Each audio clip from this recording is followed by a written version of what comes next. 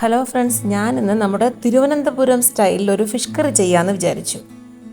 വടക്കൻ കേരളത്തിൽ നിന്നും തികച്ചും വ്യത്യസ്തമായ രീതിയിലാണ് നമ്മുടെ ഈ ട്രിവാൻഡ്രം സ്റ്റൈൽ ഫിഷ് കറി. അപ്പോൾ ഇതെങ്ങനെയാണെന്ന് നോക്കാം. അതിനായിട്ട് ഞാനിവിടെ കണ്ണൻ കൊഴിയാള മീനാണ് ഉപയോഗിച്ചിരിക്കുന്നത്. നന്നായിട്ട് കഴുകി വെച്ചിട്ടുണ്ട്. കണ്ണൻ കൊഴിയാള എന്ന് പറയുമ്പോൾ നമ്മളെ ഈ കൊഴിചാളയില്ലേ, അതിൻ്റെ കുറച്ച് വ്യത്യാസമാണ്. കണ്ണ് വലുതായിരിക്കും, അതുകൊണ്ടായിരിക്കാം കണ്ണൻ കൊഴിയാള എന്ന് പറയുന്നത്. ഇപ്പോൾ ഒരു കടായി ചൂടാക്കാൻ വയ്ക്കാം. അത് ചൂടായിട്ട് വരുമ്പോൾ അതിൽ 2 സ്പൂൺ പെപ്പർ, 1 സ്പൂൺ ഉലുവ എന്നിവ ചേർത്ത് ചെറുതായിട്ടൊന്ന് വറുത്തെടുക്കണം. ഉലുവയുടെ കളറൊന്ന് മാറി കിട്ടണം. കൂടുതൽ കറുക്കുകയാണെങ്കിൽ ടേസ്റ്റ് മാറും.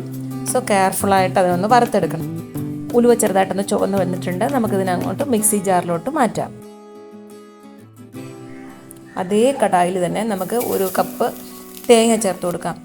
ഈ മീനിന് തേങ്ങ വളരെ കുറച്ച് മതിയാവും. തേങ്ങയോടൊപ്പം ആവശ്യത്തിന് കറിവേപ്പില കുറച്ച് കൂടിയാലും നല്ലത് തന്നെയാണ് കേട്ടോ. രണ്ടും കൂടെ ചേർത്തൊന്ന് വറുത്തെടുക്കണം. ഇതും ഡ്രൈ റോസ്റ്റ് തന്നെയാണ്. എണ്ണയൊന്നും ഒഴിക്കേണ്ട ആവശ്യമില്ല. തേങ്ങയിൽ കുറച്ച് എണ്ണയുടെ അംശം ഉണ്ടല്ലോ, അത് കാരണം നമുക്ക് ചെറുതായിട്ടൊന്ന് വറുത്തെടുക്കണം. അങ്ങനെ തീയലിന് വറുക്കും പോലെ ഒന്നും വറുക്കേണ്ട ആവശ്യമില്ല. അതിൻ്റെ ഒരു ചെറിയൊരു പച്ച ചുവ അങ്ങ് മാറണം, അത്ര തന്നെയാണ്. തേങ്ങയും കറിവേപ്പിലയൊക്കെ വറുത്തത് മതി.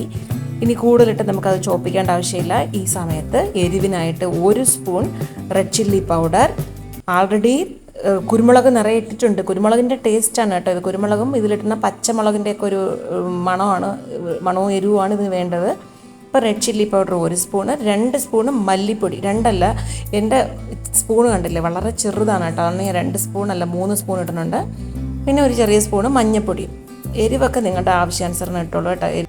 മുളക് പൊടിയും മല്ലിപ്പൊടിയും ഇട്ടതിന് ശേഷം ലോ ഫ്ലെയിമിലിട്ട് വേണം വറുത്തെടുക്കാൻ, അല്ലെങ്കിൽ അങ്ങ് കരിഞ്ഞു പോകും. നമുക്കിപ്പോൾ ഇതിനെയും മിക്സി ജാറിലോട്ട് മാറ്റാം. ഇല്ലെങ്കിൽ നിങ്ങൾക്ക് ഒരു പ്ലേറ്റിലോട്ട് വേണമെങ്കിൽ മാറ്റി തണുക്കാൻ വയ്ക്കാം അല്പം.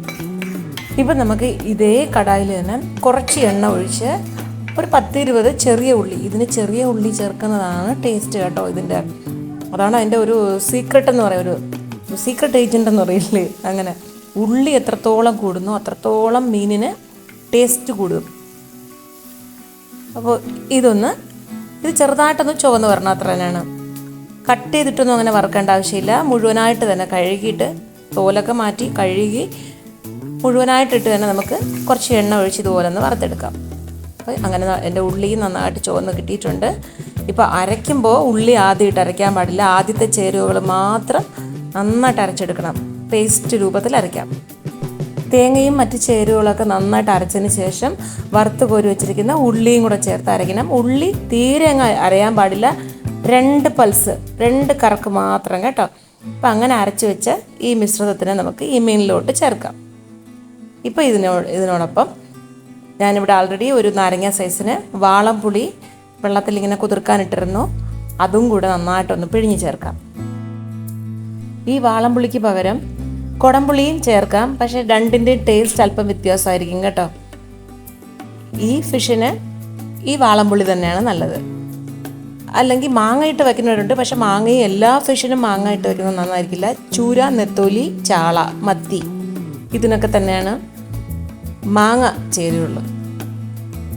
അപ്പോൾ ഈ കണ്ണൻ കൊഴിയാള, അയല, മഞ്ഞപ്പാര ഇതുപോലത്തെ മീനുകൾക്കെല്ലാം ഈ മെത്തേഡ് ചെയ്യാം കേട്ടോ. ഇപ്പോൾ ഇതിലേക്ക് തക്കാളി, എൻ്റെ കയ്യിൽ ഇപ്പോൾ കുറച്ച് പച്ച തക്കാളിയാണ് ഇരുന്നത് കേട്ടോ. പച്ച തക്കാളിയോ പഴുത്ത തക്കാളി 2 വേണമെങ്കിലും ഇടാം. പിന്നെ കുറച്ച് പച്ചമുളക്, നമ്മൾ സാമ്പാറിലൊക്കെ ഇടാറില്ലേ മുളക്, അതാണ് ഇതിന് നല്ല മണം കൊടുക്കും കേട്ടോ. ഒരു 4-5 പച്ചമുളക്, ആവശ്യത്തിന് ഉപ്പ്, കുറച്ച് കറിവേപ്പില, പിന്നെ ഇത് നമുക്ക് ഇതിൻ്റെ കൺസിസ്റ്റൻസിക്ക് അനുസരിച്ചുള്ള വെള്ളം എല്ലാം കൂടെ ഒന്ന് ഒഴിച്ച് ശരിക്കും ഒന്ന് യോജിപ്പിക്കാം.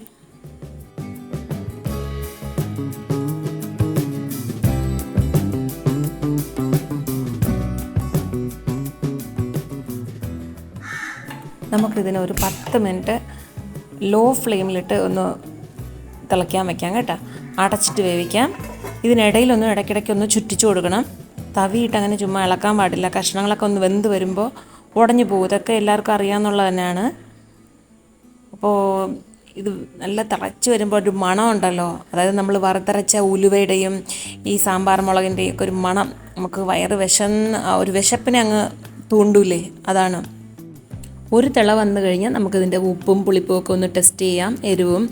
എന്നിട്ട് കുറച്ച് കൂടെയൊക്കെ വേണമെന്നുള്ളവർക്ക് ചെയ്യാം. ഉപ്പ് കൂടിപ്പോയാൽ പുളി അല്പം ആഡ് ചെയ്യാം, എരിവ് അല്പം ആഡ് ചെയ്യാം.